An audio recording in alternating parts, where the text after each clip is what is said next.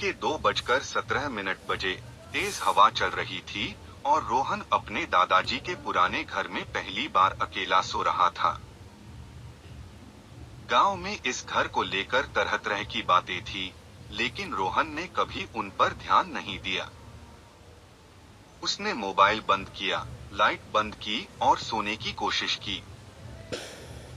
थोड़ी देर बाद उसे महसूस हुआ जैसे कोई सीढ़ियां चढ़ रहा है। आवाज ठप ठप ठप की थी। उसने सोचा, शायद यह हवा का असर है। अचानक उसके कमरे का दरवाजा खुद ब खुद खुलने लगा। उसके दिल की धड़कन तेज हो गई। डरे हुए स्वर में उसने पूछा, कौन है? लेकिन कोई जवाब नहीं आया। कमरे में अंधेरा छाया हुआ था और उसे महसूस हुआ जैसे कोई उसके बिस्तर के पास खड़ा हो।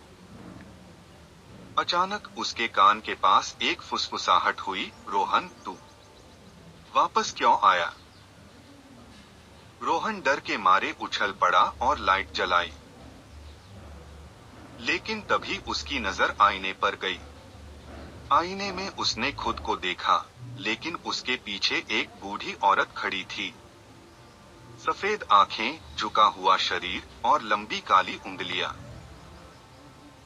वह धीरे धीरे पीछे मुड़ा, लेकिन वहां कोई नहीं था। उसने फिर से आईने की तरफ देखा और वो बूढ़ी औरत अब उसके बिल्कुल पीछे थी, एक डरावनी मुस्कान के साथ।